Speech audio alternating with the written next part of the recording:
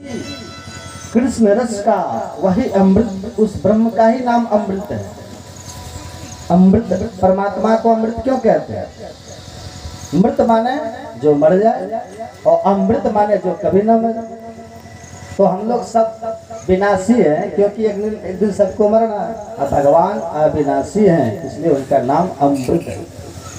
तो अमृत द्रव संयुतम, उस परम तत्व जो रसमय है, श्रुतियों ने जैसे जिसे रस रूप से प्रतिपादित किया है, जिस रस का अनुभव करते ही रसिक परमानंद को प्राप्त हो जाता है, उसी रस से संयुक्त यह दिव्य फल है श्रीमद् भागवत। तेन संयुतम पिबत भागवतम रसमालयम् मोहरो रसिका भुवि भावुका। अहो रसिका अहो भावुका रसमालयम भागवतम पिबत मुहु मुहु। ये रस का भंडार है श्रीमद् भागवत, इसलिए मुह माने बारंबार, इसको बार बार आकर के पियो, अनेक बार पियो। बोले भागवत को सुना जाता है कि पिया जाता है? बोले वही सुनने की बात इसलिए नहीं कह रहे कि सुनी बात कभी कभी इस कान से सुन के इस कान से निकाल भी देते, पर पिया हुआ पदार्थ तो बिना प्रभाव डाले बाहर आने वाला नहीं है।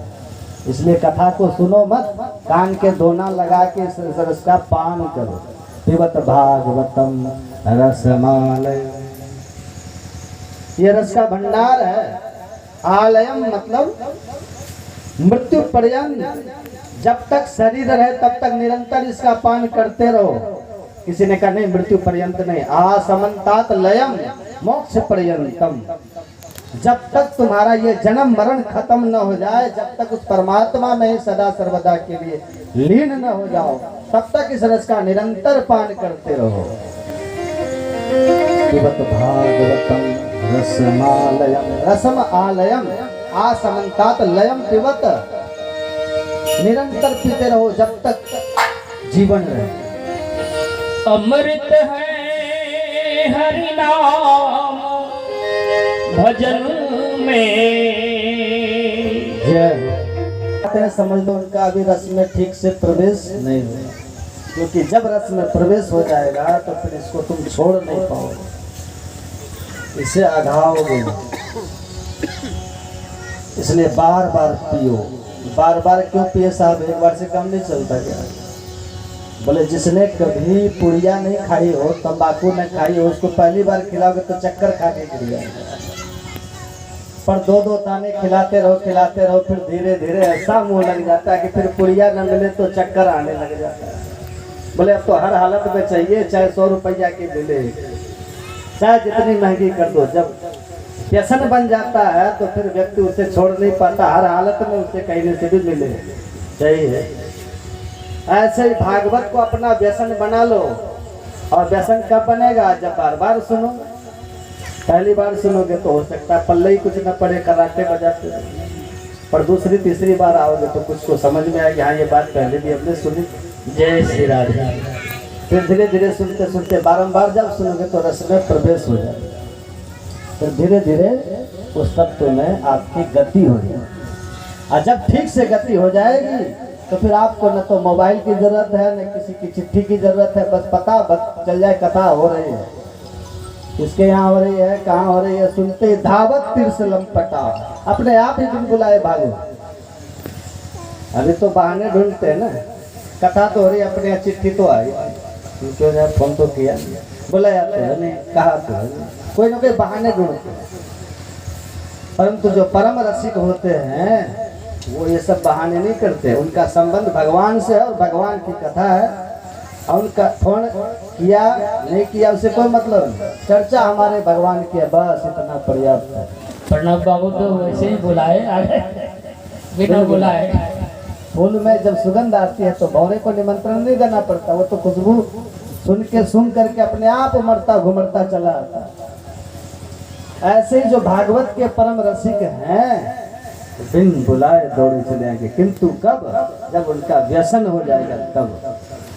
तो आप भी इसको बार बार सुनो ताकि ये दिव्य सद्व्यसन आपके जीवन में लग जाए। दुर्व्यसन तो सबको लगे रहते, कभी सद्व्यसन भी तो लगना चाहिए। संकादिकों को ये व्यसन था, इसलिए घूमते ही रहते थे कि कोई सुनाने वाला मिल जाए।